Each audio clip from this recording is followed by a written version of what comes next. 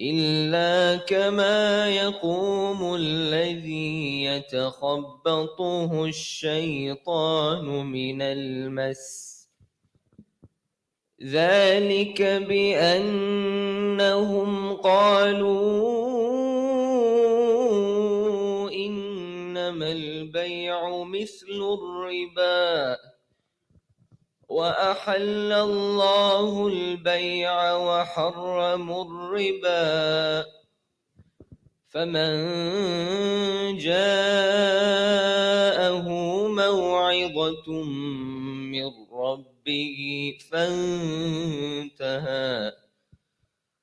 فانتهى فله ما سلف وأمره إلى الله ومن عاد فأولئك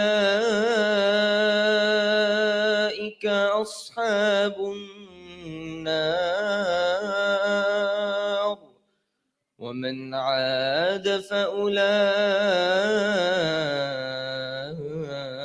أصحاب النار هم فيها خالدون يمحق الله الربا ويربي الصدقات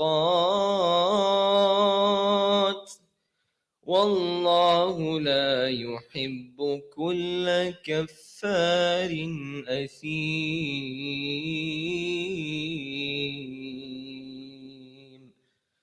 صدق الله العظيم.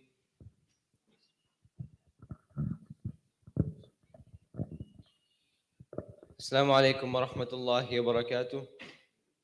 Before we get started with this workshop, I want to just really quickly introduce the speaker. So Brother Salman Khan, he was a founder of Hidayah Services and the co-founder of Muslim Campus Life. And he was also the admissions reader at Stanford and a PhD student in education at Harvard. So without further ado, Brother Salman. Good job, inshallah. Takbir for this brother. Allahu Akbar. Thank you so much. All right, so inshallah today we'll get started talking about college applications. Just as a show of hands, can you guys help me out? Who here is in, who's a senior? Seniors, oh, quite a few, okay. Juniors, sophomores. Were you a junior? Is that what you're raising your hand? Okay, 2 juniors, okay, sophomores? And 9th grade or younger? Anybody? Okay, sophomores and above. Okay, good. So today, here's what I'm going to propose. I want you guys to ask every single question that you have in your mind about the college application process. Okay, so if you leave here and you have a few questions lingering, and I wish you talked about this, then that means I didn't do a good job. Okay, so I want all of you, please. My request is ask any and all questions that you guys have. I've been doing this for a long time in terms of supporting students in the college process. I initially worked as a school counselor, helping students apply to college. And then I worked in the admissions office at Stanford for several years. And then I've been doing this ever since, working with families to help, and just the community in general to help improve our understanding of the college application process. Okay, make sense? We're good? All right.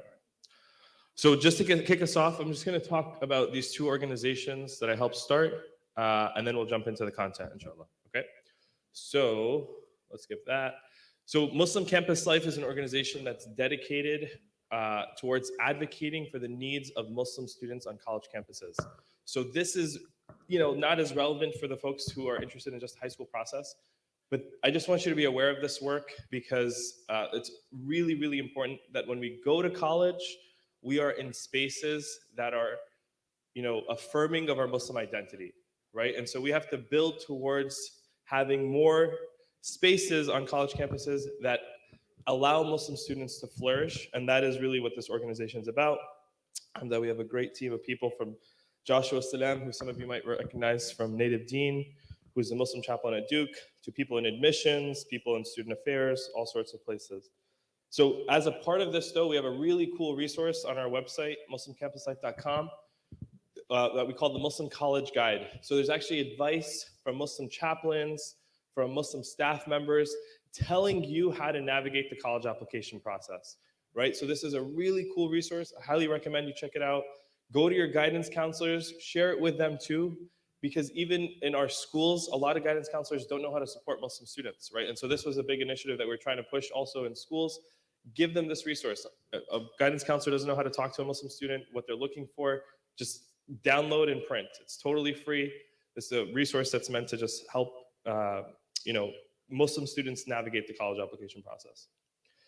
We also have some cool resources that we developed, just so you know. So we did a webinar where we were training non-Muslim staff on how to make their campuses, their college campuses, more Muslim friendly during Ramadan and things like that. All right, this is another really cool resource on our website. It's called the Muslim Campus Index. It's just trying to document what resources are available to you as a high school senior at the different colleges that you might consider applying to, right? And so if you want to know if there's a Muslim chaplain on campus, is there a prayer space on campus, is there halal food on campus, this gives you a sense of what is going on different colleges. And if you are a parent in the room and you're saying, hey, my college isn't listed there, that's great. There's a button at the bottom where you can submit information for your college. So the Cooper Union is not on there, Abdullah Siddiqui, so you should fill this out. And so get more information. It's community informed. And so if you're familiar with a specific college campus, you can submit information and then help the community understand if that college is going to be a Muslim-friendly space or not. All right, given everything that happened, oh, that's messed up, the box. Given everything that happened this past year, we created a pledge to counter Islamophobia. This is really higher ed focused.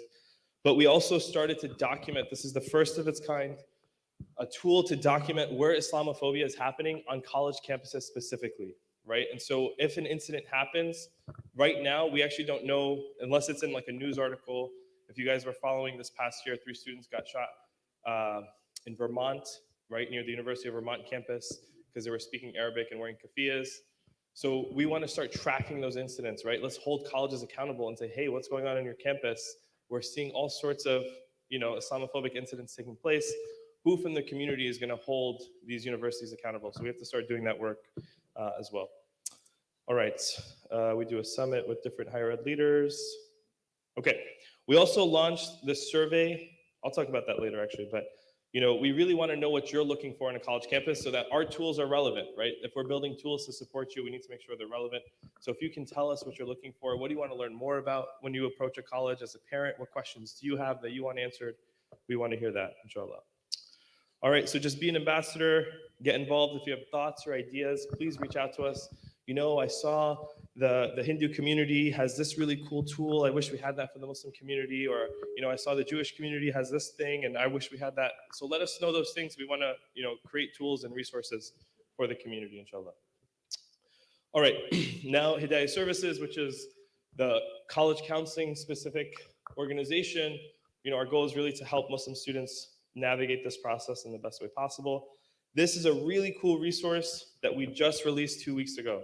I want all of you to check it out. And some of you are going to say, basically what we've done here is try to document the different applications and essays that Muslim students have written who have been really successful in the process. So even if you say, I'm not interested in these more selective colleges, I just want to go to Rutgers or NJT, those are great schools. This will still give you a benchmark and a sense of how strong your essay should be, what sort of extracurricular activities should you be doing in high school, and so on and so forth. So this is a totally free resource. These resources, if you go on any other website, you're paying $50 a profile. Okay, so we're providing all this for free. These are real Muslim students who are giving you their essays, their extracurriculars, all for free for the sake of supporting the community. Like I said, these are $50 each, depending on the website you go to, or they pay like a monthly subscription fee of $100, $200 to get access to information like this. So highly recommend all the high school students, if you're writing your college essays right now, go read examples from real students who are Muslim, right? You have people who've memorized the Quran. Two people on these, we have 13 profiles listed right now. 2 of them memorized the Quran and writing their perspectives about being Hafid, or Hafiza, and getting accepted to places like Columbia and Stanford and all these places. Pretty amazing. So check those out, inshallah, as well. All right, you guys good so far?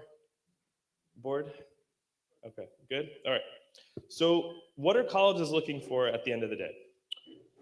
There's about three specific things that they want. So, students that demonstrate academic potential, right? And the way they're going to assess that is your grade point average in high school, and then your test scores, depending on the school, post pandemic, right? Some schools are demanding that you submit test scores, while others are still saying, you know what, we're going to go test optional indefinitely. So the University of Michigan, for example, has said that indefinitely they're going to go test optional because they like that policy more. So depending on the school, you'll submit your test scores.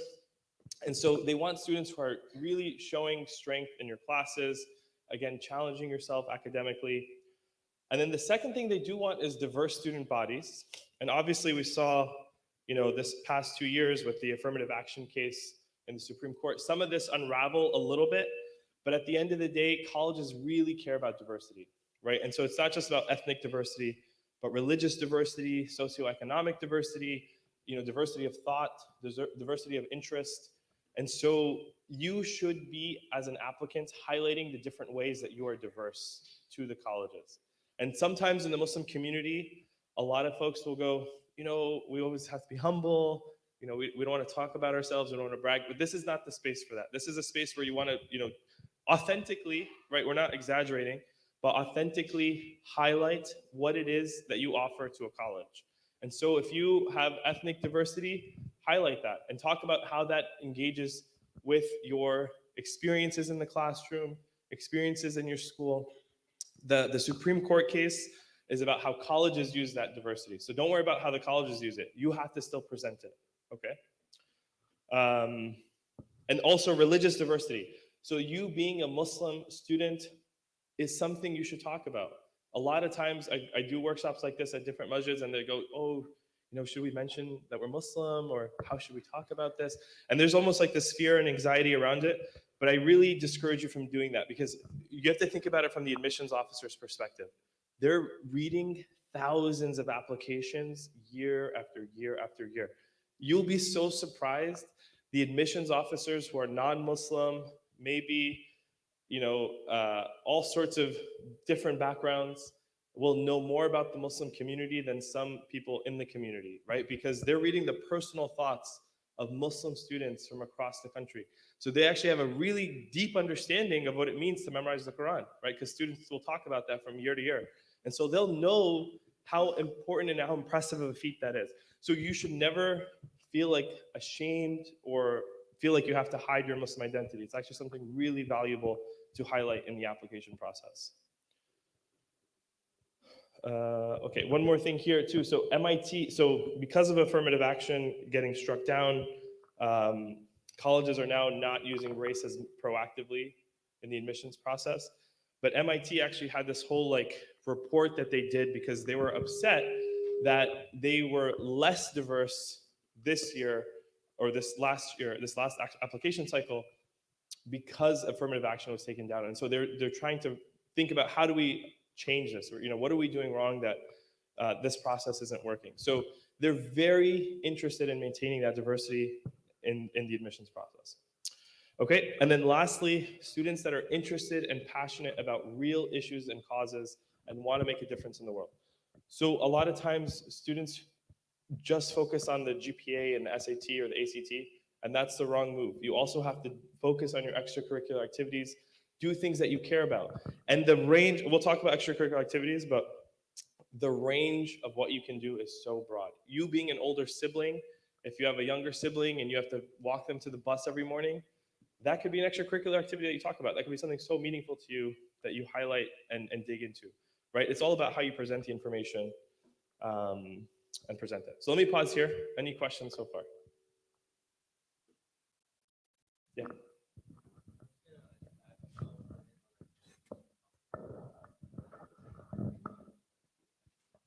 You said religious? Yeah, so those are all good things. Can you give me an example of what you mean?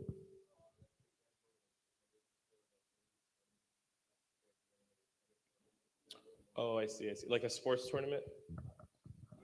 Okay. So I mean, those things are going to be somewhat less impressive, right? If it's just like a small group of people, and you played basketball and you won an award, as opposed to winning the state championship or whatever, right? So that relatively make sense. But if you won like a Quran competition or something that is, let's say, specifically religious in nature, then certainly you can talk about that, and that, depending on the context, could be impressive. Okay. Other questions? You guys good? The energy's low, man. The energy's low. Lunch just happened. Okay. Okay. Okay. Fair enough. Let's keep going. All right. So grades 9 to 11. This is the areas that you should really focus on.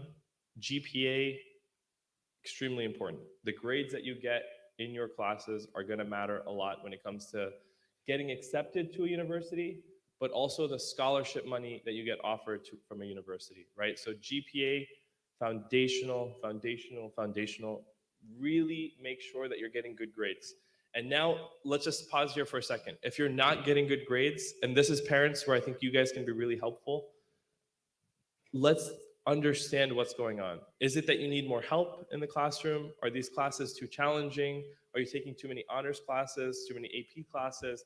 What is going on that the GPA is going down? Because we really need to protect that number and be as high as possible so we can get better acceptances, but also better scholarship money that's going to make college more affordable. So you really want to get above a 3.5 for an unweighted GPA, let's say. And upward trends are better than downward trends. What does this mean? Who's going to help me out? Yeah.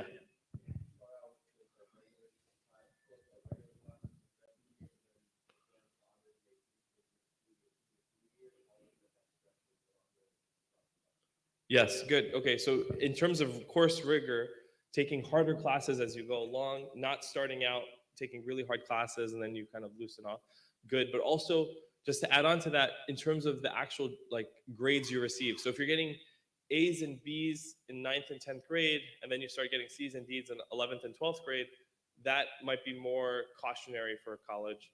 Whereas if you get, let's say you're getting C's and D's in 9th or 10th grade and you get better over time, that looks better to a college. Obviously, the best thing is to maintain strong grades throughout, right? Yes.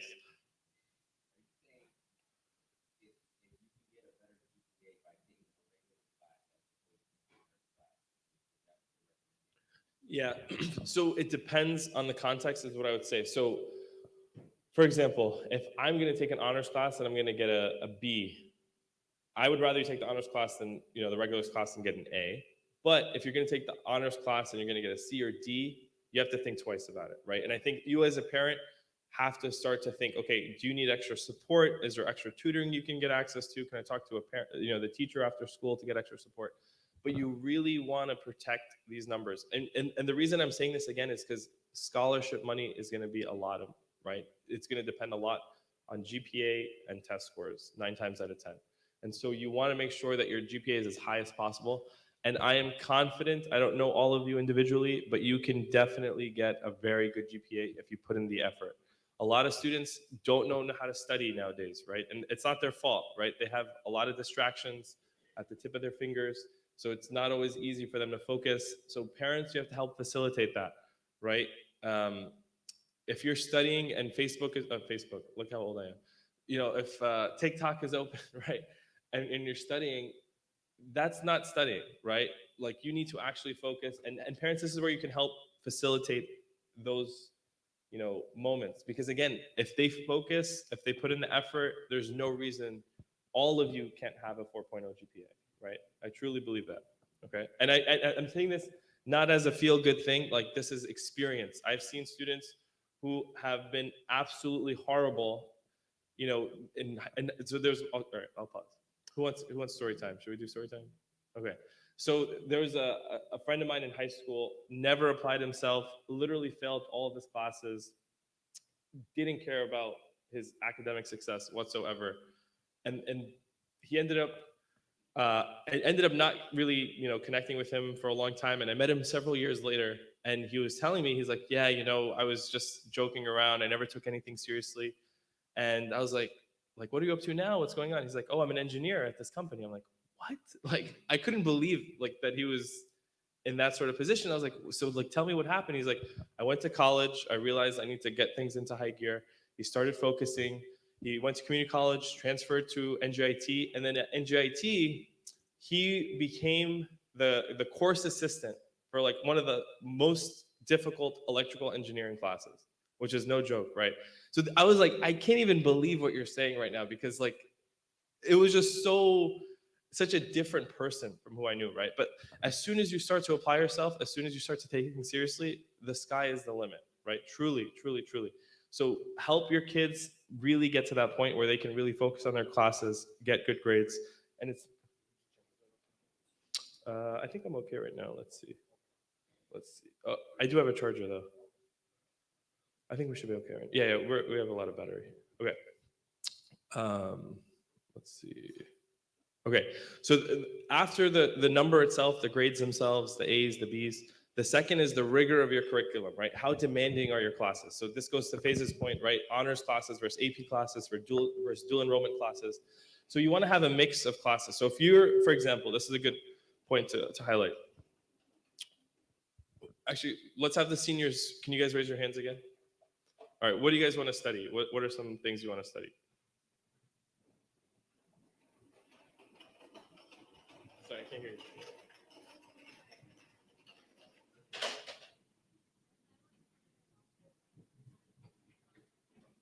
Okay, doctor, good. What else? What do we have over here?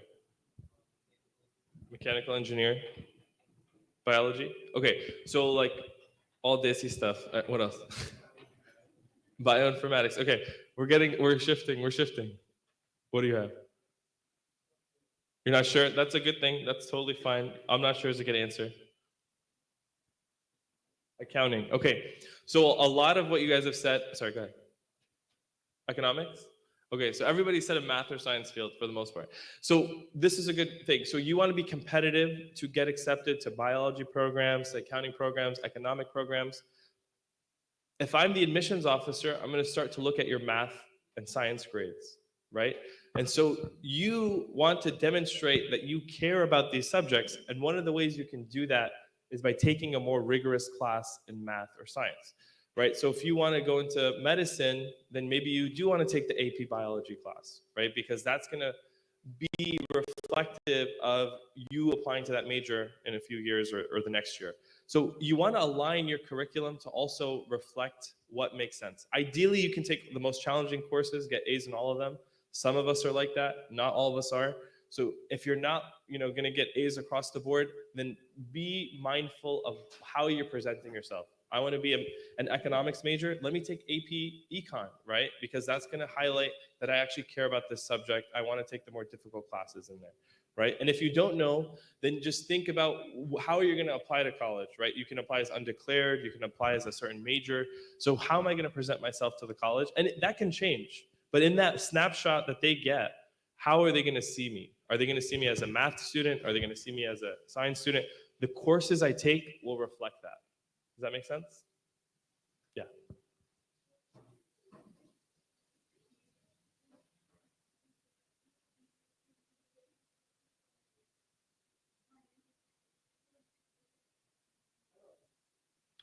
So they'll make sure that the story adds up, right? That's what they're going to be looking for. So if you're applying to be an accountant or an accounting major, and you've taken those sorts of classes, they're going to want to see, did you do well in those classes or not, right? I'll give you a quick story. So people call me, they'll be like, oh, I have a kid who wants, my daughter or my son wants to go to certain colleges or whatever. Let's have a conversation. So there was this one guy who called me and his son was like, I want to go to MIT. Like, I really want to go to MIT. And I was like, okay, cool. Like, talk to me about your grades. Send me your transcript. Send me his transcript. He has like C's in like calculus and pre-calculus. I'm like, okay, so like this isn't adding up for me, right? Like MIT's very math heavy. Like they care a lot. Even if you're not doing an engineering major, you can study like political science at MIT, and they'll still ask you if you've taken calculus because they care so much about like math rigor, right? And then I'm like, so like, why do you want to go to MIT? Like, I'm just trying to understand. He's like, oh, Iron Man went there, so I want to go there. And I was like, wait, what? Like, we're having this whole conversation because of like a fictional character? Are you serious right now? Like, and so like, you also want to do your research and have a better reason to go to a specific college, right?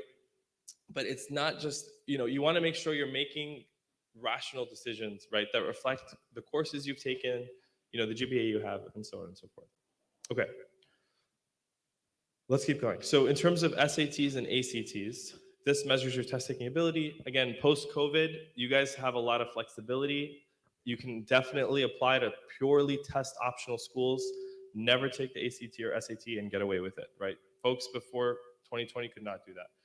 That's one scenario. But there's going to be some schools that definitely are requiring the SAT and ACT now. So just make sure before you make that decision that you're double checking the college website and the college information, and that the college is flexible in that way if you're going to decide to do that. I think it can be a very strategic thing to do if you're going to use that time to make sure you have a really good GPA, get involved more. Studying for the SAT can take a long time.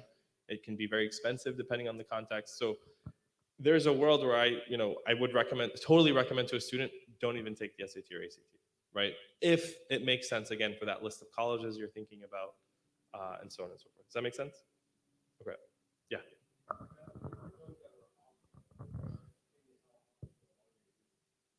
Yeah, good question. So for example, Cornell is interesting, right? I was just looking at this other day, but they have like 7 schools within the university. So the School of Business and the School of I think it's called like Agriculture and Labor Studies or something. Both of them are test free. So no student who submits test scores will have their test score be a part of the application.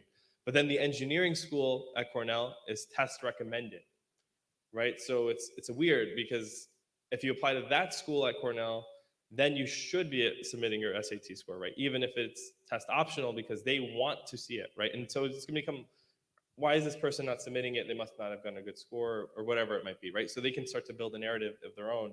So you don't want them to do that, right? And so in that case, if you're passionate about Cornell engineering for whatever reason, yeah, then I would say definitely take the test, right? But for example, Rutgers, NJIT, actually I'm not sure about NJIT right now, so I shouldn't say, but Rutgers, for example, if it's test optional, I have a good GPA, I'd rather spend my time, I don't know, memorizing Quran or doing some extracurricular activity, go for it. Why not? Like, it's test optional. They're not going to screen you on that dimension relative to other students. What's the harm? And in the context of a good GPA though, right? Because that'll lift you up, obviously. So just be mindful of that. Okay, yeah. It can, yeah. Yeah, so if you submit a bad score, can it work against you? Totally, right? In that case, I would say don't send the score. So you have the power, which is interesting, like this new group of students who are applying now have the power to submit or not submit the score. So use that power in a way that makes sense, right? So if you got a bad score, don't submit it, because then they can then use that to decide whether or not to accept you. They're gonna compare you to other students who got, who are applying for, let's say, the biology program, or where does your score go relative to where their score is, right? And so you don't want to put yourself in that position. Yeah.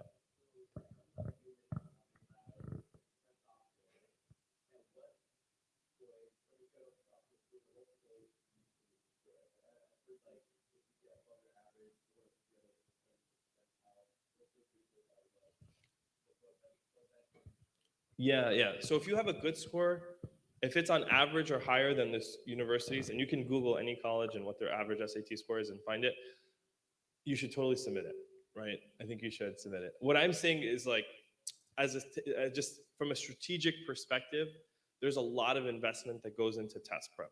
So if you're only applying to schools that don't require SATs or ACTs, your time might be better spent elsewhere, because you, for the first time, or not for the first time, but this group of students post-pandemic have the ability to opt in or opt out, kind of. Does that make sense? But if you're going to take the test, you want to study for it, hey, go for it, but do well, obviously, right?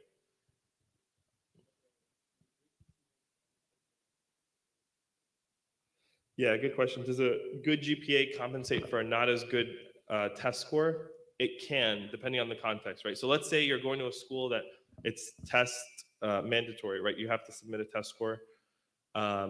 You would be called a splitter candidate, right? Because you have a high GPA but a low test score. Conversely, a low GPA but a high test score. So those are interesting students. There's a lot of deliberation that they often do around those students. It's not as straightforward to give you a short answer, right? Because they're going to have to put it into the context of the rest of their class. What are they looking for? Are you applying to a major where everybody has a high GPA, but that may not be as easy as a pathway to get in, right?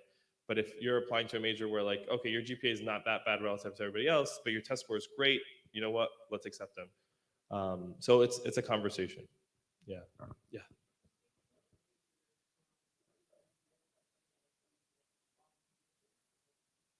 It can be. I mean, so what I always tell students to do, and this is a challenge in our community, and I struggle like talking to our parents sometimes about this and having conversations about this, but you should think about what your profile reflects. What did you do in high school? What courses did you take?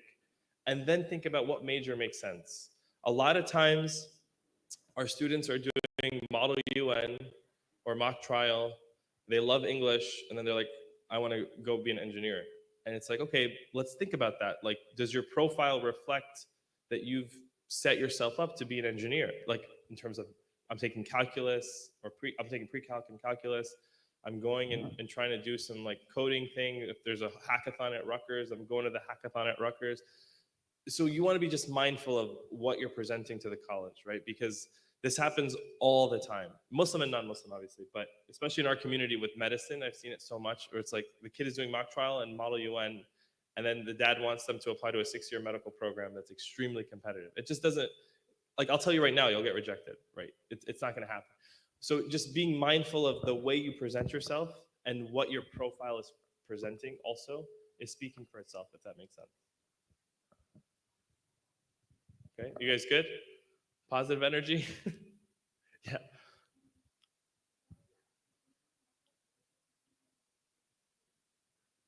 Yeah, good question. So if you have any sort of special circumstances, I would say write about that, talk about it. And that could be personal, mental health related. It could be health related. You know, you have a physical disability of some kind.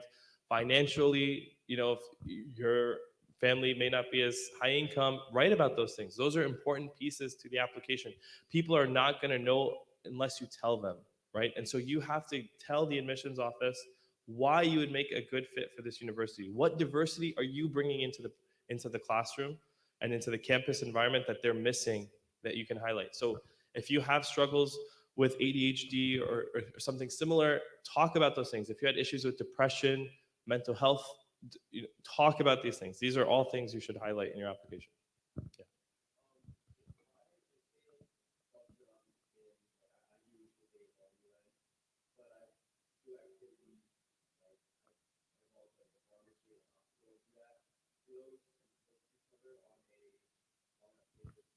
Yeah. Yeah. Sorry. So I don't want to give the impression that you have to be like so focused that you can't do anything else. But you have to. What I'm saying is, at the end of the day, you have to build a narrative based on what you've done, right?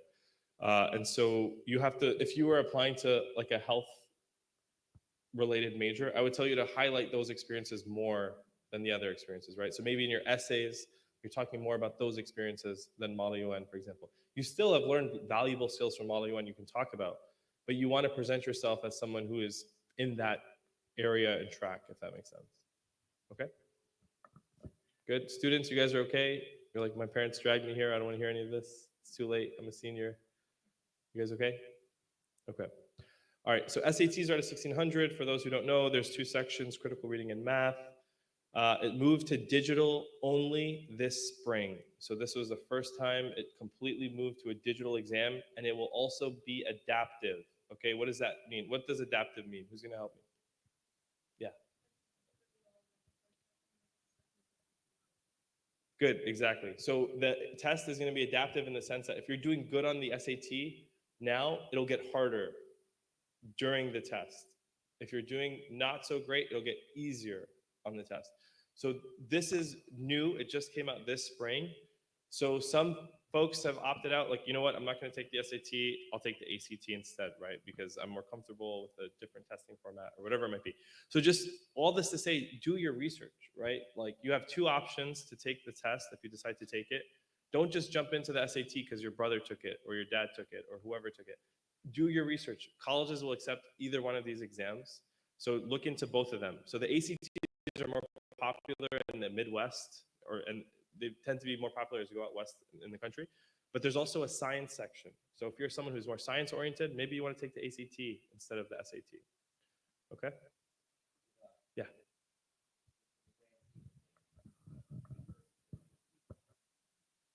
So colleges will view them totally the same.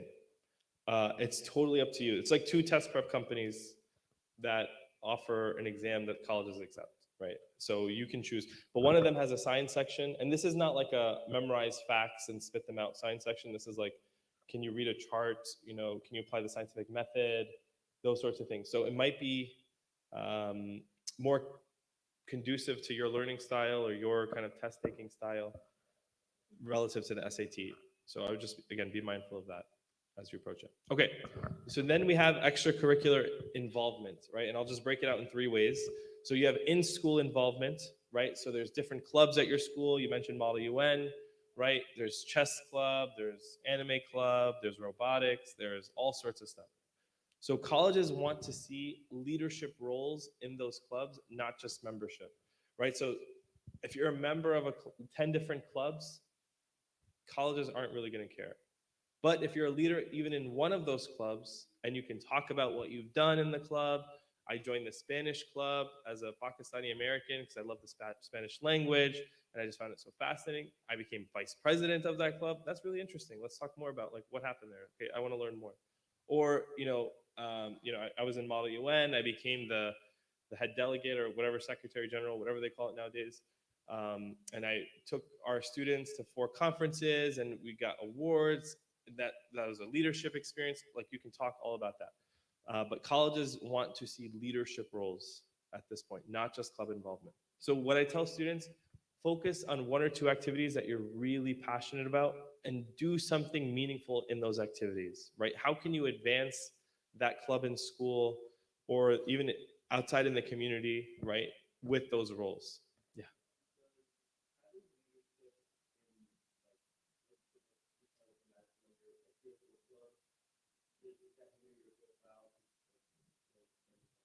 No, no, not at all. So if you can handle it, do more. That's fine. But again, the baseline assumption here is that you have a strong GPA and you're focusing on that first and foremost. Then your test scores, if you decide to go that route, and then the extracurriculars, right? If you're in 10 different clubs and your GPA is not doing well, that is not going to help you, right? You could be the president of every club in your school. But you have a weak GPA, you're going to be in a difficult place when it comes to scholarship money, acceptances, so on and so forth. Yeah. Yes, totally. Yeah. Sports is also a part of this. Yeah. If you're involved in a sports team, that's excellent. Absolutely. Okay. All right. Then community involvement, right? Your local masjid. Some of you are volunteering for Sunday school, I saw, so that's great. Like those are excellent roles. You should talk about that in your college application. Soup kitchens, hospitals, pharmacies, anything you can do in the community can be a part of it. If you have nieces and nephews that you have to watch on the weekends because nobody else can do it, that is a extracurricular activity you should talk about. And this isn't just me making this up. The Common App, when you look at it, has a category for family responsibility under extracurricular activities. So they recognize you might be in a position where you have to talk about that. You might be the family babysitter every Saturday because you're the eldest in your family. Talk about those things. Those are really, really important. You might be the oldest sibling. You might have a grandparent at home who needs help that you help take care of. Those are all valuable experiences that show colleges you have real life experience, right? They care about these sorts of things. The last thing is jobs and internships, right? So if you worked in college as a cashier at Stop and Shop, or sorry, high school as a cashier at Stop and Shop, that is an amazing experience. You should talk about that in your college application. If you worked at a pharmacy as a, or ShopRite as the grocery, like the stock, filling up the shelves, the stock guy, I can't say. Those are all really, really important experiences. Colleges want to see that actually, and actually they'll value that tremendously. So any work experience you have, you should talk about in your college application. Sometimes people get shy about it. There's no reason to be shy about it. This is a really valuable thing, especially if you're showing even more responsibility. Let's say your family situation requires you to work. Talk about that. Those are, again, really important things. And no one's going to talk about this for you, right? That's the challenge in this process. I think for Muslims, a lot of times is we don't want to brag or boast or talk about things. It's like, no, tell people what is going on, right? They need to be able to evaluate you and compare you to other students. Let me pause here. Any questions? Yeah.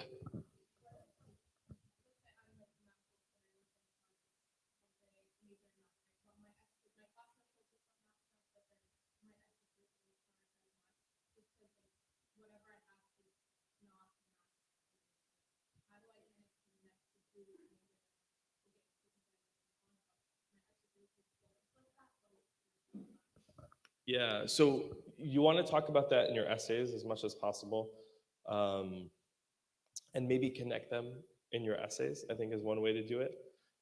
But then maybe also your school didn't offer a lot of math focused things, right? So like a lot of Islamic schools, for example, if any of you have kids or are in an Islamic school, they don't usually have robotics teams or engineering club or a lab where you can explore. So talk about that. Hey, I went to a school that didn't have these things. Like that's why you don't see it reflected on my application. Like that context is going to be helpful to them as they're reading your profile too. So I guess a theme here is like overshare why things look the way they do on your profile, right? If you had a dip, a lot of times students will have a random decrease in grades in 11th grade, right? And we talked about upward trends are better than downward trends. So that might be concerning to a college. Well, maybe something happened. God forbid a family member passed away, or something happened that affected you deeply.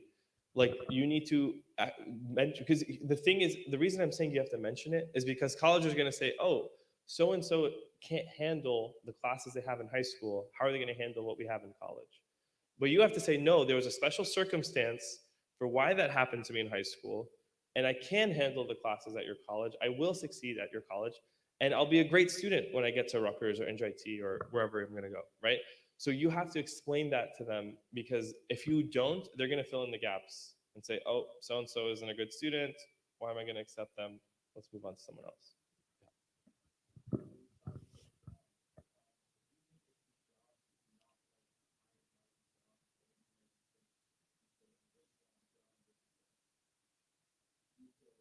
Yeah, absolutely. Absolutely. Absolutely. So if you have, and there's no such thing as a low value job. So you should take that out of, like you're providing a service, right, to people. There's a lot of value in that, right? So you shouldn't say that. I'll give you guys a quick story. Let's do story time again. A good friend of mine went to Rutgers, and then he did really well. He wanted to go to law school. He was doing great in college. He ended up applying to law school. He ended up getting an interview at Harvard Law School. Okay. What did they bring up in his interview? Did they talk about him? Their team at Rutgers went to like second place nationally in like college mock trial or something. He did a bunch of research with professors. They actually asked him, what was it like waiting tables at Alibaba in Hoboken? That is the question they brought up in the interview. So they value these sorts of experiences because not all students have them, right? Not all students have those very grounded, I would say, real life experiences, right? Because so many students are in these academic spaces all the time. So they really value those experiences. And so in this Harvard Law interview, they're asking him about waiting tables, right? Which is pretty remarkable. So it just shows you, though, that they care about those experiences. And so I would talk about those, let them know why you're doing it. Again, you have to tell them. That's the challenge too, is you have to be able to storytell and present all this information in an interesting and compelling way. But you should talk about it, absolutely.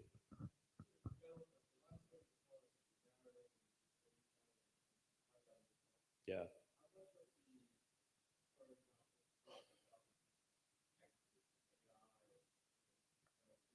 yeah. Yeah, great question. I think it's changing as we're talking about it. So generally, there's going to be some level of maybe filtering that takes place, but they'll still look at your application, right? So every college will look at your application for a set amount of time. It might be less or more depending on what's inside, right? So for example, for extracurricular activities, on the Common App, there are 10 slots that you can submit extracurricular activities, okay? So if there's 10 slots and I'm only submitting two, as a college, I'm like, that's a red flag, right? Like what you're telling me is you as a student are just home all day and not doing anything. But when you come to campus, I want you to be involved. I want you to be joining clubs. I want to be able to take pictures of you throwing a frisbee so I can put in my brochure, right? Those are the things that they want. So I have to be able to demonstrate that I'm that student, right? And so a lot of times our students will sometimes just write two extracurriculars because those are the two clubs I'm involved in, but then they're in Sunday school, they have a job, they're babysitting their niece. These are all things they want to see, right? Because it shows that you're a full person. So I forget your original question now. Yeah, yeah. Sorry. So Yeah, exactly. Yeah. So if I'm not sharing that information, me as a college doesn't have time to dig more. I can't go and, they give you the number for the guidance counselor on the Common App. No college is calling the guidance counselor to ask more questions, and except in extenuating circumstances, like they don't have the time to dig in for each kid. That is for sure, So like you have to give them certain benchmarks. You shouldn't be leaving an extracurricular slot on the Common App empty, right? For the seniors applying now, come up with things. What have I done? Even if you went to you went to ICNA as a ninth grader and you have nothing else that's right about, just put that in there, right? Because that shows at least you did something, right? And so they're going to value what exactly you've done, obviously, but you don't want to leave things empty because that could be a red flag for them, right? As they're reading the application. Yeah. Yeah, good question.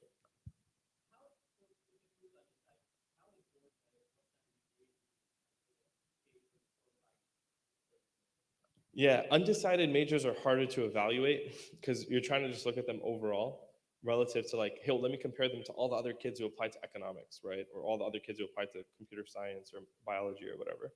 So in some ways it can be challenging, but what they'll do is they'll see the overall like strength of the student, right? And that's where again you have to sell yourself to a college. That's what you're doing in these moments.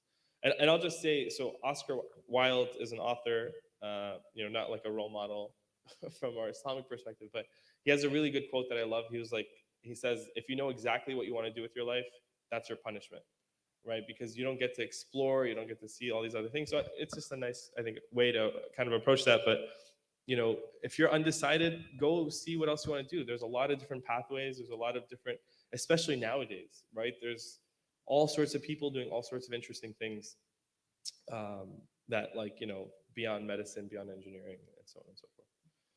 Okay, let's keep going. 2:45. All right. So in terms of the end of your 11th grade and the beginning of grade 12, where all of you are, you're going to start to think about the actual Common App. So are you going to apply early versus regular decision? What's the difference? Who's going to tell me? Someone in the back over there.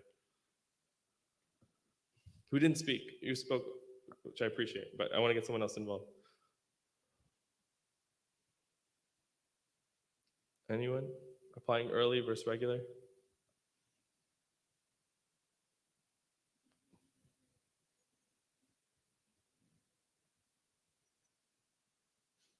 Okay, so you can apply earlier and you can hear back earlier, which is right. So there's go ahead. You might have an increased chance of acceptance. Okay, good. So there's three forms of applying to a college.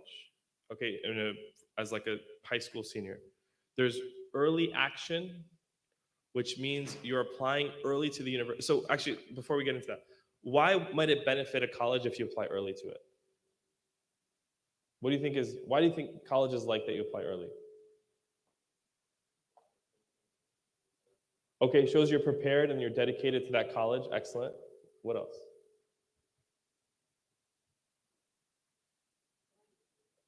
It can be binding, not always. So that would be like where it shows the commitment. Yeah. Yeah, exactly. Right. They're getting thousands of applications that they have to evaluate. So the earlier you apply, the more time they can just kind of get people out of the way, number one. And then number two, they'll have more time to read your application. So each and every single one of the seniors in the room, I want you to apply early to a college. Okay. And it could be early action, which is non-binding. That means you submit your application early, but if you get accepted, you don't have to go to it. Then there's early decision, which if you get accepted to that college, you have to go to that college. It's basically like you're signing a contract. If I get accepted to your college, I'm going to go, right? And then there's regular decision, which is just applying normally. But what's interesting is applying early has a lot of benefits in terms of acceptance rates. So literally, some colleges will have 2 times or 3 times the acceptance rate in the early application cycle relative to the later regular decision application cycle. So typically the deadlines are November 1st, okay? Depending on the college you're looking at. And also, this is also really important for state schools too, like Rutgers. If you don't apply by, I think, December 1st or December 15th, even though the deadline for Rutgers is in January, you can apply as late as January, let's say 15th or 30th. If you don't apply by December, they're not going to qualify you for any scholarships, right? So you have to be aware of these deadlines. All the seniors start to look at what are the deadlines for being eligible for scholarship money? What are the deadlines for early action versus early decision? And each and every one of you should apply to a college early. It's going to make such a difference in terms of your application results. There was a question. Okay. When? Okay. And I also want, yeah.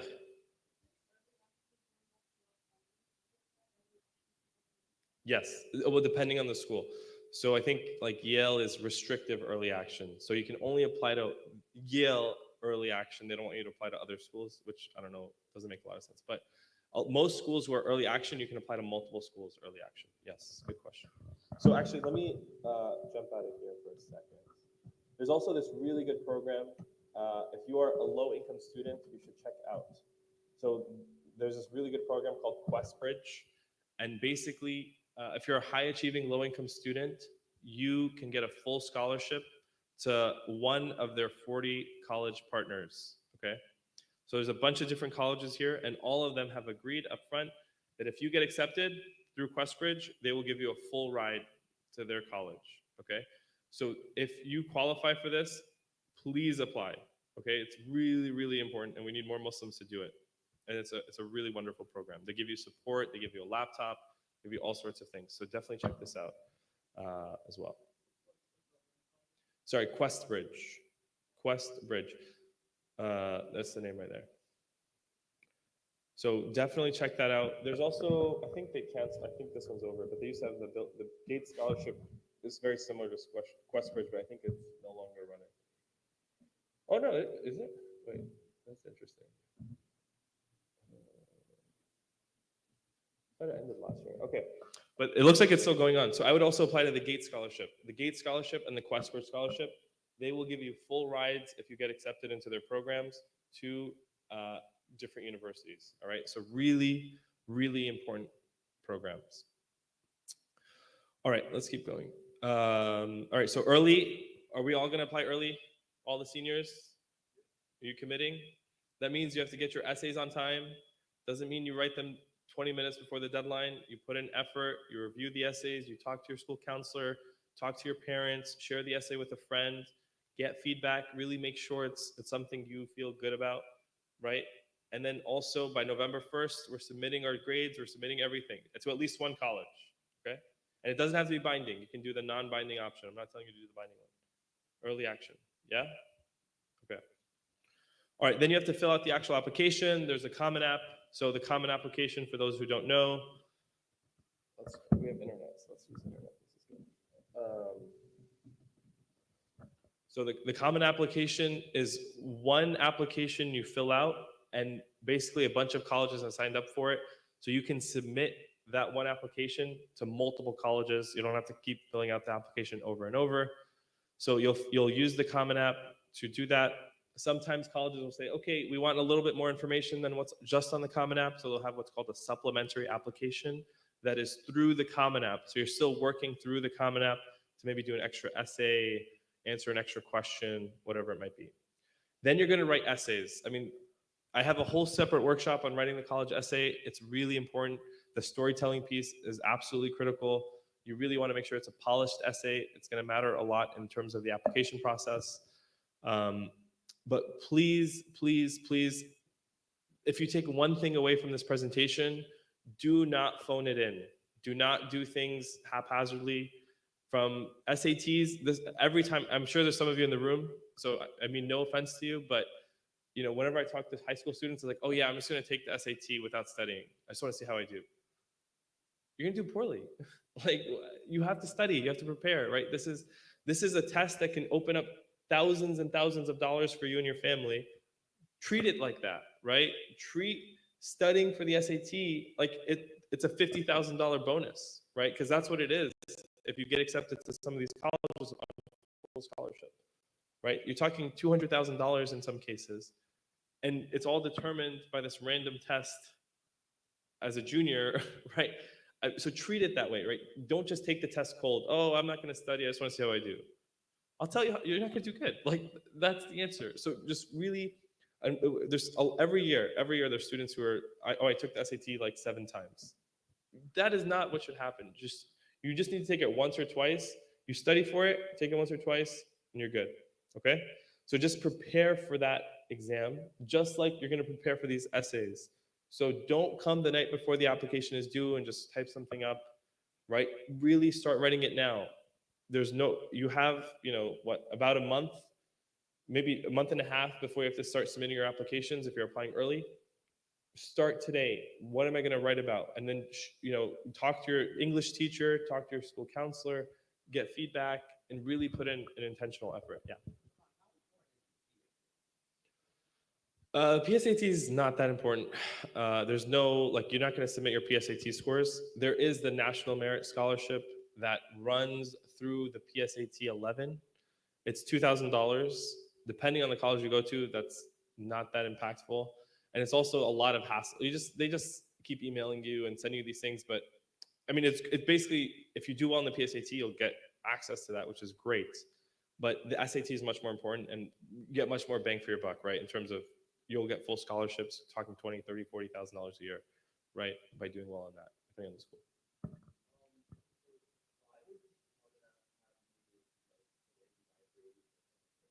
Yeah. Yeah, I don't have a good answer. Take it up to the Common App. Yeah, I don't know. It's really frustrating because you have to submit your transcript. Your school counselor submits your transcript, and you upload your grades. It's unnecessary. I agree. Yeah. Hot takes. Yeah, go ahead. No, please.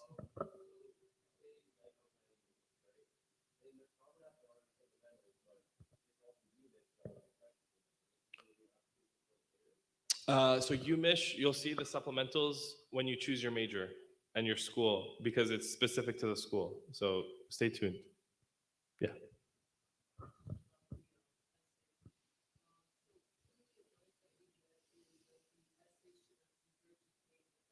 Yes, good. Yeah. Absolutely. So some students will come and they'll just start talking about all the things they did in high school. And it's like, I already know all that from the rest of your application. This is a moment for you to share something really personal with you're basically the point of the essay is for you to connect with this total stranger who's spending 5 to 10 to 15 minutes reading your application to the point where they're like, wow, I really want to accept this kid, right? Like you're connecting on that level. And just to plug this resource again, I think, again, even if you don't want to go to any of these schools, there are some really good essays here from Muslim students that you can read, right? So this student wrote about her journey memorizing Quran, right? And she ended up getting into Columbia, which is great. But she talks about the struggles that she had memorizing the Quran. She didn't talk about all the 10 different things, she has listed on her extracurriculars. She focused on one of them and dug deep, right? And that's usually a good approach. Think about which extracurricular really meant a lot to you and focus on that and talk about it in a meaningful way, right? And so you can see, again, all sorts of examples of that. I'm trying to think of another student here. Oh, this is, I won't share that one. You guys can look that one up. That's someone from our community. Which one's this? Oh yeah, so this student is talking about his struggles being a brown kid in a white school, right? So he's getting into that experience very deeply. How did he come to terms with it? He was trying to, it's really, once you read it, you connect with this student, right? Like he's talking about a struggle that I can empathize with from a really detailed, vivid perspective. I feel like I'm going through that process with him. So I think this is a really cool place to spend some time just reading through these profiles. Yeah.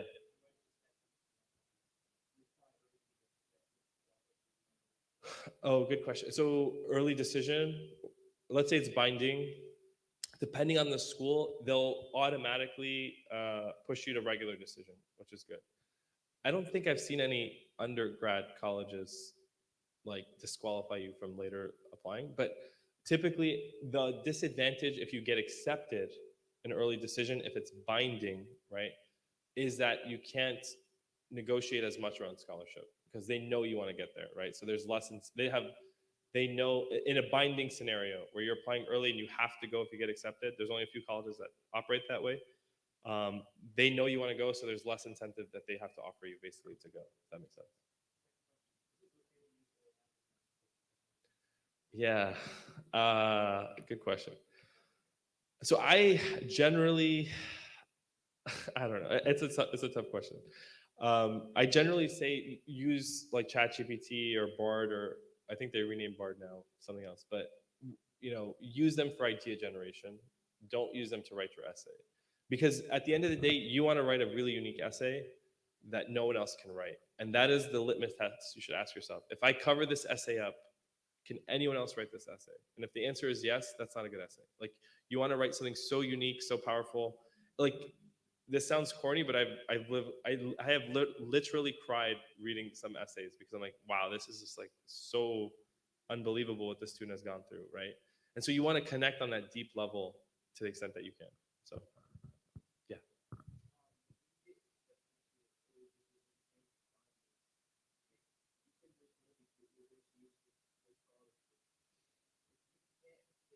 yeah, yeah.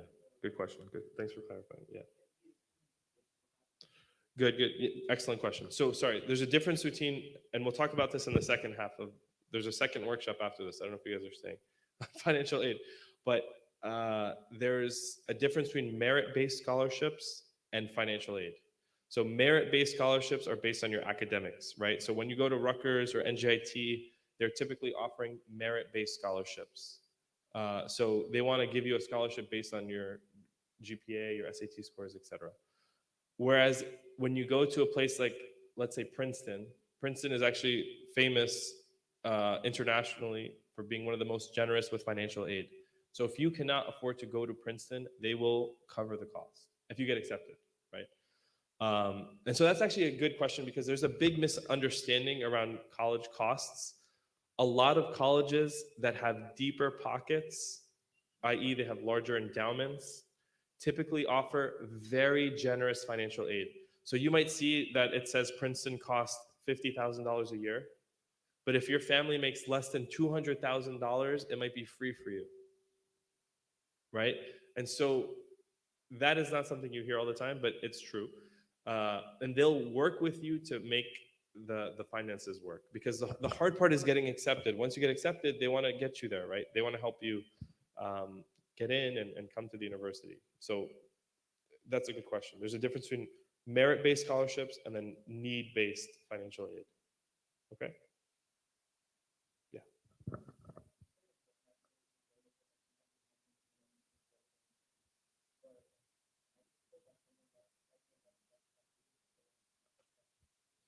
Yeah, no, absolutely. So the challenge is there's a lot of students, right, writing essays, and there's shared experiences, of course, right? So, for example, even memorizing the Quran. We collected 13 essays from different students. Already two of them are about memorizing the Quran, which is interesting, right? But you have to write about it in a unique way. And I think that's the key. So you can write about any topic in the college application process, but you have to write about it from your perspective and make it personal to you. So I'll read essays all the time from students, and I'm like, I don't know who wrote this, because I learned nothing about you in this process. Like, there's nothing that sticks to making me think about who you are as a person in this essay, right? And so again, I think it's easier for me to show you than to say it, but there's really a lot of good essays here that you can look at.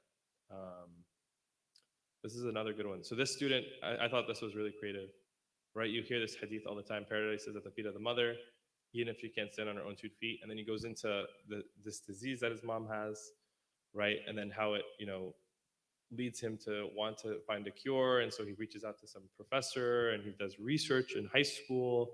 And it's like, all starts from this hadith that we all know, right? It's really cool.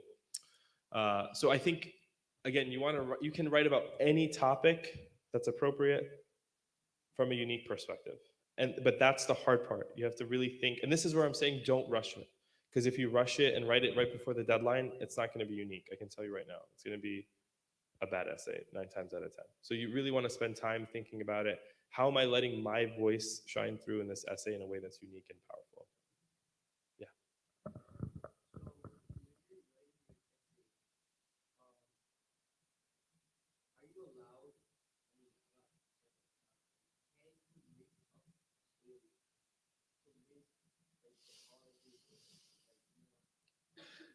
Yeah. Yeah. Yeah. How old are you? So 18, 17, 18, 17. So you have 17 years of life experience. You're telling me you can't think about anything of your own that you can write a 650 word essay on? I'm sure there is something. So don't make things up. Don't do that. Because you know what? The thing is, you're going to start trying to pretend to be somebody, and the colleges want to know who you are, right? And so there's some experience that you have. You might not think it's that interesting, but if you share it in a way that's reflective, it's really like, again, spend time, think about it. It's not that, this is why I'm saying don't rush the essay, especially. You really want to spend time deliberating over the words. Literally, like the college counseling industry, people pay thousands of dollars to just help people write their essays, right? Like that's what the industry is almost all about now, is just these essays.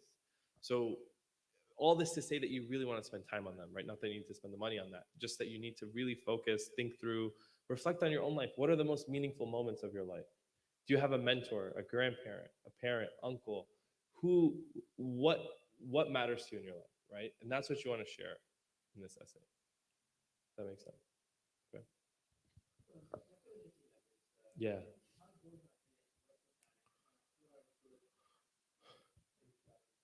Yeah, good question. So yeah, next we have recommendation letter. So as a part of the process, typically you have to have your guidance counselor write a recommendation letter. So this is an important one. If you go to a school with hundreds of students in your class, how are you building a relationship with your guidance counselor? And so actually a colleague of mine did a study on, she worked with the Common application actually to analyze recommendation letters from guidance counselors.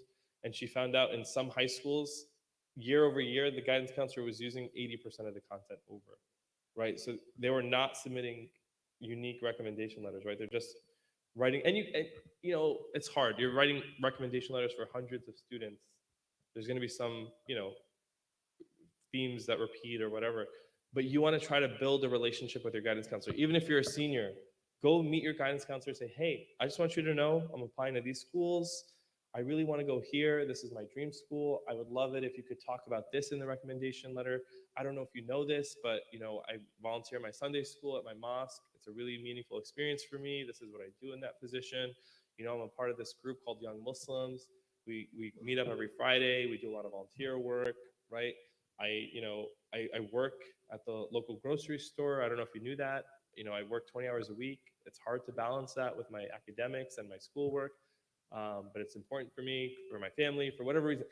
They don't know that information. If they don't know that information, they're not going to write about it. They're going to say, you know, so and so is a great kid. Okay, he's saying that about everybody. But if they say, wow, you know, actually, I didn't realize, you know, he comes to school prepared every single week, and he's working 20 hours a week, and he's involved in this young Muslims thing, like, what is, like, that's actually really impressive. Like, I didn't even know that. And he doesn't complain about it. You know, he's an upright kid, all this.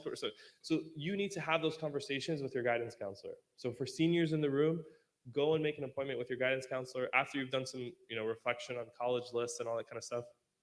Let them know where you're applying, let them know where you want to get in. Parents, you can also go to those meetings. You know, this is where you exercise some of that desi uncle auntie energy. You know, let them know, like, hey, I want you to write my son a good letter of recommendation, not one of these generic ones, right? So feel free to step into those spaces also and help out. So I would push you to really care about that. So that's just the guidance counselor recommendation letter. Then there's typically two academic recommendation letters from teachers that colleges will typically ask. Rutgers, going back to the AI question that the brother asked, like they actually remove the recommendation letters because like we can't read all that. So there's no recommendation letters as a part of the Rutgers application. Really interesting. But it's one of the few colleges where I've seen that. But typically they'll ask for two recommendation letters from a teacher. And then you can also get coaches, the imam, you know, Shahab uncle, if you're in the Sunday school and you did a great job, let them write your recommendation letter. Or Brother Rizwan, you know, they can write your recommendation letters also. So you can do two are mandatory from teachers, and then you can get from coaches, two more from coaches or, you know, guy, people you know in the community kind of thing.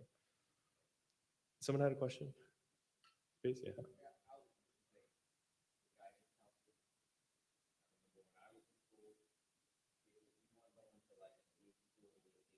Yes. I agree. Yeah, yeah.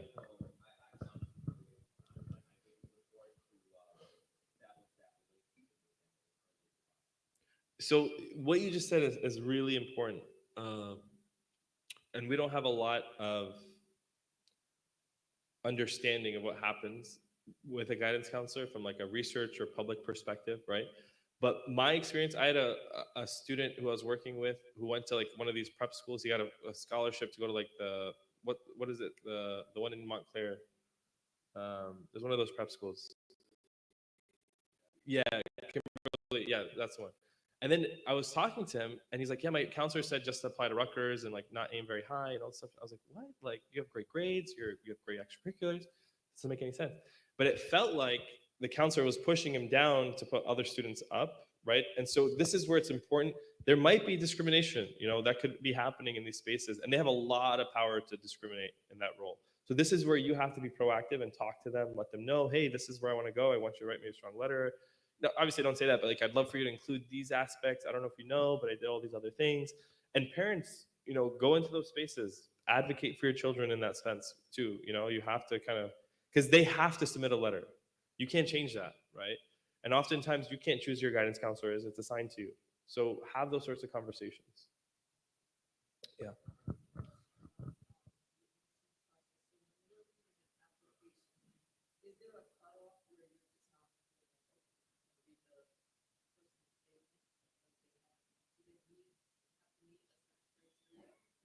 So there's no cutoff, and usually you read the whole thing, but like you might get a sense early on, okay, this student's gonna be competitive, this student may not be. Like I said, the red flag, like the extracurricular one, if I only see 2 extracurriculars listed out of 10, I'm like, okay, I'm gonna be less enthusiastic about this file already from the get-go, right? Things like that. But GPA, typically I'll read, even if it is like a not great GPA, I'll keep reading. Maybe there's a story for why that happened. Maybe the student, there was, I'll give you guys another story. So this really like impacted me when I was first working in admissions. So there was a student who had a really bad GPA, not a great SAT score, and I was reading the file. I'm like, man, like, why am I reading this? Like, I'm surprised the student didn't get like filtered out right from the get go. And then I'm going through it, and then the story gets more interesting. He actually, both parents were drug addicts. He actually lived in orphanages, and then he lived in foster home, and then he lived in like halfway houses. But he still managed to be the captain of a soccer team. He was still engaged in school. He was like vice president of the student council, decent GPA. And then the recommendation letters were very glowing. Like he's really trying hard. He's doing all these sorts of things. I'm like, wow, okay, this is actually in the context of what he had to deal with. This is actually really impressive, right? How many students would have gotten out of this experience in that way? But I'm still. This is the first year I was reading applications. I'm like, why am I reading this? Like, the student's gonna get rejected. Okay, that was my prior kind of assumption. Then I read the notes from the first admissions officer who read it, in all caps letters, it said "fight for him." And I was like, whoa, it was like a punch in the face. I was like, oh my God, like I wasn't expecting to read that. So just like it is a human process at the end of the day, right? And so this is where the storytelling is really, really important, you know, because they care about making a difference too. They want to accept students from all sorts of backgrounds, like I said. So like, yeah, that makes sense.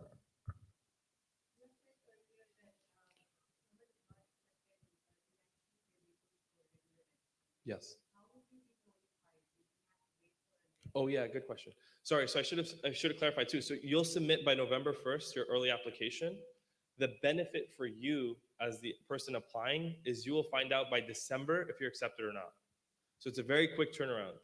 So you'll find out if you were accepted or not. So if you get rejected, you can then apply regular decision to all the other colleges. If that makes sense. Yeah.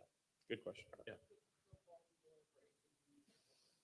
So now they do alumni interviews. So like if you went to a college, you can usually sign up. I actually recommend it. If you guys went to a college and they ask, hey, you want to sign up to be an alumni interviewer, you should do it because then you'll get to see as a parent how it works. Basically what'll happen is they'll invite you to some coffee shop or whatever, and you go and you meet a student who's applying. You have a 30-minute conversation. You usually do a write-up. The thing is, the alumni interviews don't matter as much, to be honest. They matter in the extremes. If the student did horrible and it was a train wreck, and then maybe it'll affect the decision. But and if the student was amazing, oh my God, I felt like I was talking to the future Einstein or whatever, future Abdullah Siddiqui, then maybe it'll matter in terms of the application. But typically, it's like, that was a great conversation. Student was a little nervous, and we had a good coffee. But alumni usually do it just to stay engaged with the university, right? So it's more for the alumni, I think, than for the student, actually.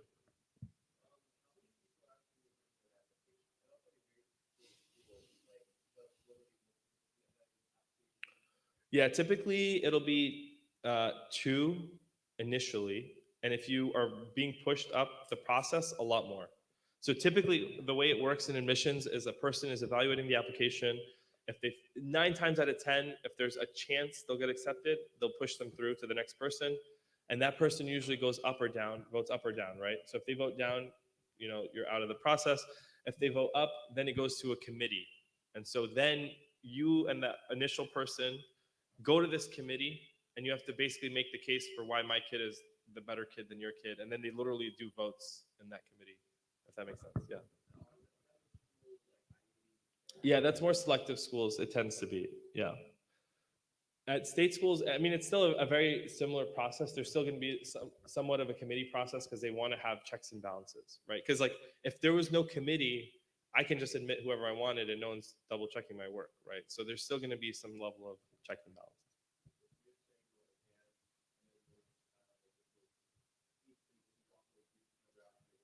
Yes, yeah, yeah. And most times there's space for most of those kids. But if there's a kid on the edge, they'll be like, okay, you know what? This region, because you're talking international, right? So like, oh, this region, we don't have enough applicants from there, so maybe let's push those kids forward if this kid's not as strong. They have these sorts of discussions, right? It's crazy. It's really interesting. Anyway, other questions? Sorry, I know it's getting 3:15. Let's keep going. Let's finish this up, and then we can take a break. All right, then you have financial aid applications. We're going to talk about that after the break, so I won't jump into that. But just to show you, this is what the Common App looks like, right? So you make an account, you select what colleges you want to apply to. They tell you the deadlines. So you'll see here it says early decision. Maybe you can't see. It says early decision 2 at this college. So they have 2 rounds of that. You'll see the questions they ask you. They want you to assign recommenders, right, to the profile. And then just here, this is where you list your extracurricular activities. You'll see the second question they ask you. This is not me just making things up. The second question they ask you under an extracurricular activity is, what is your leadership role with that extracurricular activity? Right? So when I say that they want leadership, they literally want to see leadership. What are you doing to lead or make an impact in that space? Okay? So there's 10 activity slots just like this that you can fill out on the Common App. Try to fill out as many as you can, okay? Get to that 10, okay? All right, just to summarize, again, GPA and test scores, foundational, then extracurricular activity and involvement, and then the application itself, writing those essays, all really, really important. Okay, spring of grade 12. So this is just a table from some of my own research, actually, that I'm doing. But if you actually just break out the category of college by their funding, you can see disparities show up, right? And all this to say that not all colleges are made equal. So you should think about the type of institution you're going to and paying tuition for based on this information, right? So like instructional support, and this is in millions of dollars. So you'll see like and what's really cool actually about this is like highly selective public universities like a Rutgers University is actually doing a lot to support student success, right? But when you start to get into like for-profit colleges and less selective colleges, the amount of money the college is spending on you as a student goes down dramatically, right? And so that translates into you maybe not being able to graduate as much, right? If we look at our community college system, a lot of times students don't finish if they're not motivated, let's say, or I mean, whatever the context may be. And it's not necessarily their fault, right? Look at how much money they're spending on academic support. It's actually quite low, right? And so the input gives you a sense of what the output will be, right? And so just be mindful of that as you're approaching this process. I'm not saying go to good colleges because they're fancy or any of that sort of stuff. That doesn't matter. What matters is you're going to graduate, you're going to get a good job, you're going to have access to different opportunities, and that comes with how much they're putting in, how much they're providing to your experience. Okay?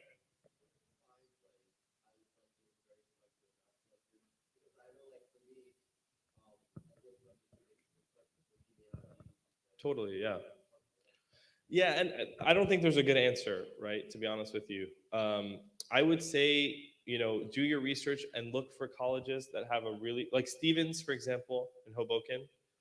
You know, by most categories are not in this Ivy plus, this other elite, highly selective private, but it's a great school. They have great connections to employers. You go there, most students I know who've gone there have gotten really good jobs, right? So that college does a phenomenal job at building local employer networks, right? So that students who go there get jobs afterwards. That is a great school to go to. That might be a very, like, it's not considered a highly selective school necessarily, but it's still a great college to go to, right? And so I would say don't worry about the labels as much as what you're looking for. And I'm going to give you a tool. So actually, let's skip this for now. But this is a wonderful tool all of you should check out. So the Obama administration, one of the really good things that they did right before they left was release this tool. It's called the College Scorecard. So they actually connected real life data from college graduates and their IRS tax records. So you got real earnings data from students who go to specific colleges, and you can access all that for free. Okay? So you can go to a specific college and see what the annual cost is, the graduation rate, and then the salary, the real median salary for people who graduated from that school 10 years out from graduation. So play around with this tool. If you're thinking about specific colleges, look at the type of information. If I go to X college, will I graduate? Or what are my chances of graduation, right? Because that college might not be spending a lot of money to actually support academic success, right? So you want to make sure you're going to a college that will do that. Okay, I skipped a little bit. Let me just go back here. Finding the best fit college. So this actually perfect segue from your question. The number one school may not be number one for you, right? And there's so many factors to consider, from finances to location. Our community, most families don't want their children to travel far for college, which is totally fine in most cases. So location might be a really important factor. Campus size, right? I had a friend, I remember he went to Rutgers, New Brunswick. Who here has been to Rutgers, New Brunswick? Just visited or drove through. It's a huge campus. You have to take buses, right, to go from one campus to another. So I remember my friend went there. He got a great scholarship to go to Rutgers, New Brunswick. So he went. He never visited the campus. He spent a year there, and he's like, I hate this place. I hate taking buses. I hate jumping around different places. He ended up transferring to NJIT, and he lost all his scholarship money, right? But if he just visited the campus before he made that decision, he would have saved himself from that year of pain and then losing all that scholarship money because he's now transferring schools. So make sure you're making it, this is where, make sure you're making an informed decision. Go see what the campus is like. If you don't like large campuses, don't go to a place like Rutgers. If you don't like small campuses, don't go to a place like NJIT. It's like 2 blocks long, right? The whole campus is fairly small. So, just be mindful of those small, I would say softer factors, if you will, as you're approaching the process. And then a point that I'll just highlight too is there a Muslim chaplain on campus? I think this is really important. Beyond just an MSA, where it's just a student-based organization, are there adults on campus who are Muslim who I can talk to, spiritual guidance? We're starting to see the rise of that. We need more of those, inshallah. But Rutgers does have a Muslim chaplain, for example, which inshallah we'll see more of. So the things that you should think about when you're choosing a college is the academic fit, the financial fit, and then the campus culture fit. Is there a presence of Muslims on campus? Am I going to be the only brown guy or brown girl? Am I the only hijabi on campus? Those are real questions. And I'm sure our parents who've gone to college, they can share a lot of stories with the younger sisters of being the only person wearing hijab on campus. I've heard these stories from many elders before. I was the only person in my whole, engineering program who was hijabi, right? Alhamdulillah, that's not happening as much, and I think that's much less common today. but just understanding that context. How am I going to feel when I'm on campus? Am I going to feel comfortable? Is there access to halal food? When I went to Rutgers, I remember students would, for the dining hall passes, you'd have to pay like $10,000, right, for the dining hall passes for the year. And I remember one kid bought the dining hall passes, and I'm like, "What do you even eat? Like, is there halal food?" And he's like, "Oh yeah, like I have to call like 20 minutes in advance, and they like unfreeze chicken nuggets for me." Like, why even pay for the dining hall pass at that point, right? But like, that is the level of like halal food they have access to on that campus at that time. Hopefully, it's gotten better. Actually, I haven't kept up, but all this to say, like, again, just make sure these different pieces kind of come together in ways that will affirm you. In terms of financial, we're going to talk about it. If you guys stick around, are folks sticking around? Or are people leaving? People are like, I'm out of here. Okay. But in terms of financial, I'll just say there's one benchmark. There's like this nonprofit organization in New York I really like. They have a good benchmark of like try not to take out more than $7,000 in student loans to go to a college. Now, obviously, as Muslims, there's a lot of conversation and discussion around student loans, but just objectively, I like this. It's a good thing to take out less loans, right? We can all agree on that, regardless of where you sit on that discussion. Ideally, there's a huge student loan crisis happening nationally, and Muslim families are being affected, right? People in our community are being affected by, the let's say recklessness of student loans, right? I'll just show you. I mean, I'm jumping ahead to my next workshop, but this graphic is crazy. If you look at this, look at student loan debt over time relative to credit card debt, housing debt, auto loan debt. Student loan debt has skyrocketed, right? And so students are being affected by this. So try to minimize the debt that you take on as you approach the college experience, okay?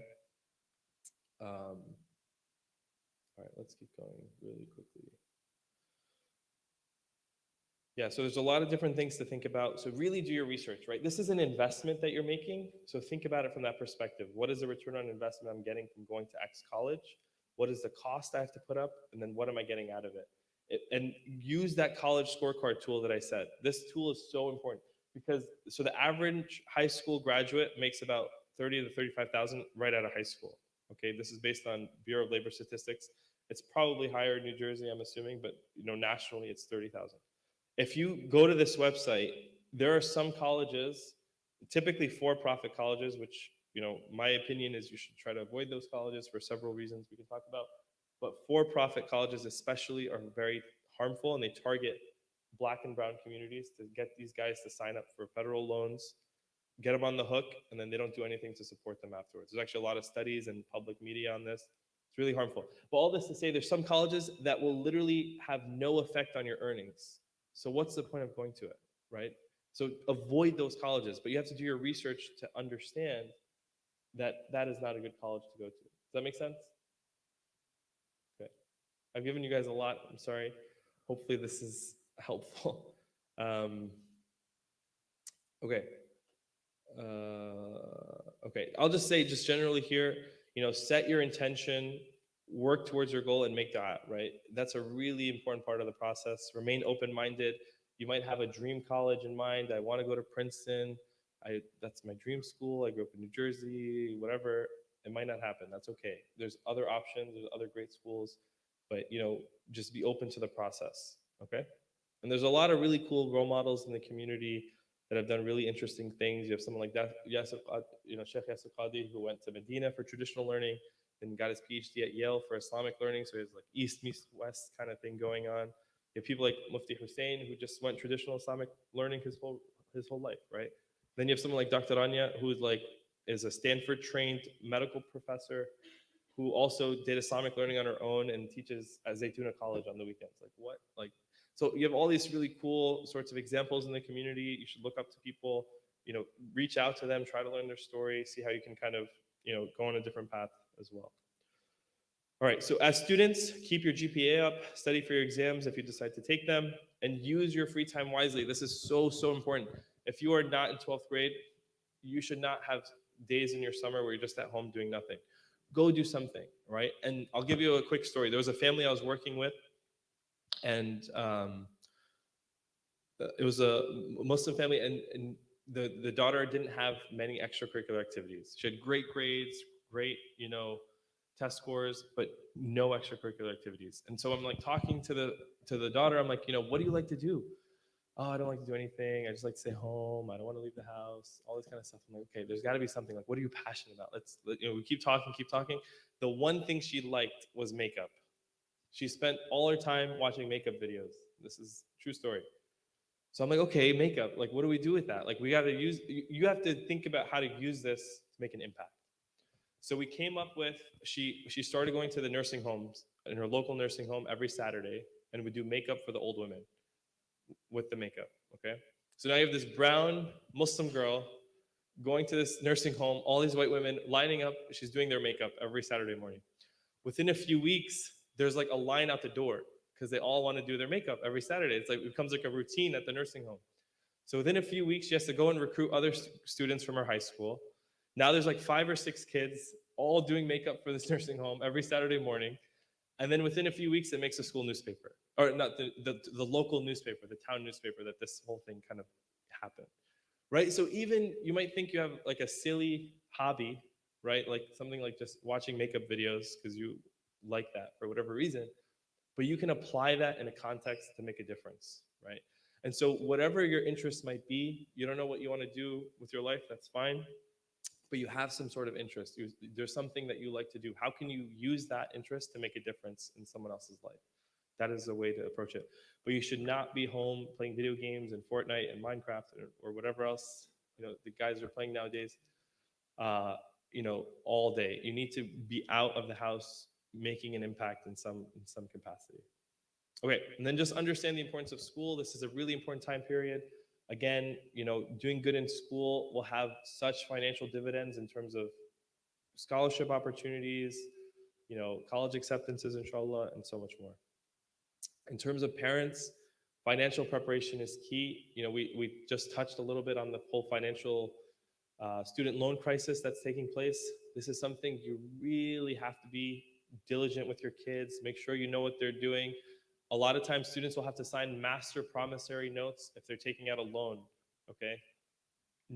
Parents should be there with them when they're doing that. They should not be doing that independently, okay? That's a really important thing. And I like to give this analogy. So stay in the passenger seat as your child begins this journey. Don't be in the driver's seat. A lot of our parents are in the driver's seat trying to control every little thing. You're going to be a doctor, you're going to go to this school, you're going to do this when you graduate. That is not a good approach to this. The college application process is really about you helping your child transition into adulthood. That's the way I want you to think about it, right? How are you transitioning them into taking the wheel, right, and being in the driver's seat? But also, the other problem in our community is parents are in the back seat. And sometimes they're not even in the car, let's be honest, right? They don't know what's going on. I didn't grow up here. I don't know this process. And so, you figure it out on your own. That's not an ideal place to be. And if your parents are not in the room, talk to them about this. Let them know, hey, I want you to learn about this with me. Let's look at these. I learned about this new resource, the college scorecard. Let's look at these colleges together. Like, let's see what makes sense and have conversations. A lot of times students are like, oh, I'm going to apply to this school and it costs so much money. And I'm like, okay, did you talk to your parents about that? No, I'll do that later. No, you need to do that now, right? Have these conversations, talk to them, let them know what you're thinking. Okay, why are you thinking about that? Oh, because they have this really great program. If I go to it, I'll graduate, I'll get this job, and I'll be set up. Okay, so make sure your child has a plan and talk them through that and stay engaged. Okay, all right, I talked a lot. Let's take a break. Again, I'm just going to plug this resource again. Please check this out. Give us feedback if you have any feedback. I think it's a really cool resource. And lastly, before you leave, if you can just take this quick survey and just give us some feedback about the presentation. What did you think? Was it too boring? Did I mention Abdullah Siddiqui too much? Whatever the feedback might be, let me know, inshallah. And if you have any questions, feel free to email me. Happy to chat about any other questions. And let's pause here for questions, and then maybe we'll take like a 5-minute break. Yeah.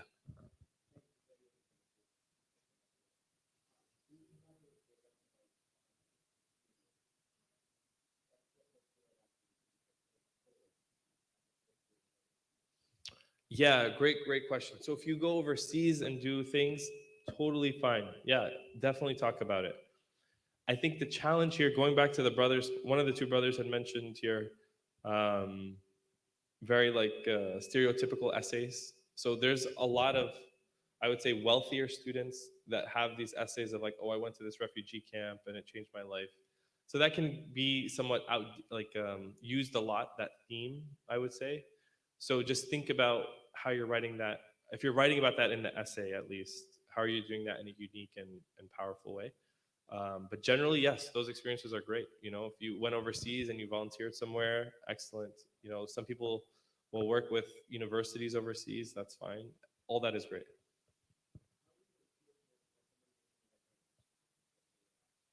Yeah, good question. So typically, they won't be a part of the two academic letters they need. They'll be one of the supplemental letters I mentioned from like a coach or the imam or the Sunday school director. You can have someone from this NGO in Pakistan or whoever write the letter in that case. Yes. Yeah. Yeah. Totally. Totally. Totally. All right. Yeah. Please.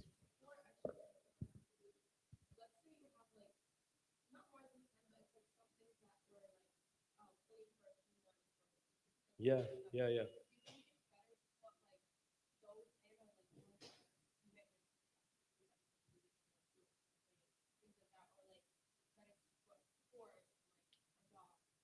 Excellent. Yeah, excellent question. So the way I would rank the extracurriculars is start with the ones you do the most and then go down. Let's say you get to 10 and you still have space to write more things that you've done in high school. In the Common App, there is an additional information section where you can add more things. So I would do all of it, like write everything. So fill up those 10, then go to the additional information section and write. I ran this book fair in ninth grade. I did this in 10th grade. I volunteered at the, summer barbecue every Friday in the summer.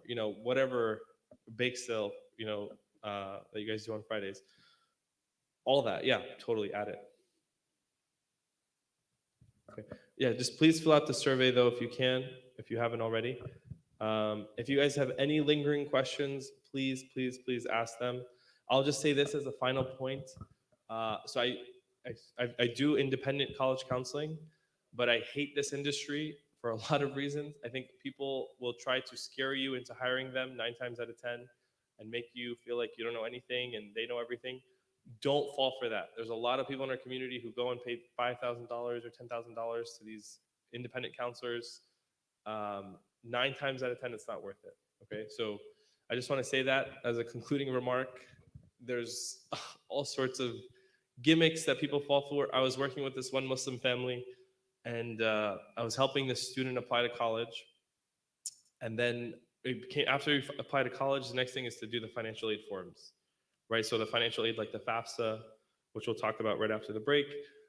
And the sister is like, "Oh, I did the FAFSA already." And I'm like, "Oh, like you needed a lot of help with the essay, you need a lot of help with the application. Like you did the financial aid form that quickly?" She's like, "Yeah, I hired someone to do it."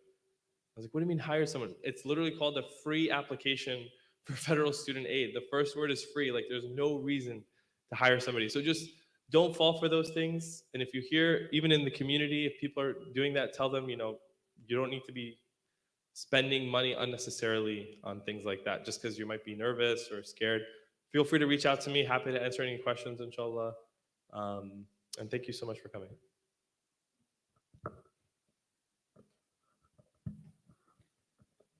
You're supposed to do that. Yeah, we can do it. If people are here, I'll do it. Jazakumullahu khairan, Brother Salman, for the very, beneficial, informative portion of the workshop. Inshallah, there is pizza in the back. So how we're gonna do it is that the sisters can go first, and when the sisters are done, the brothers can go, inshallah.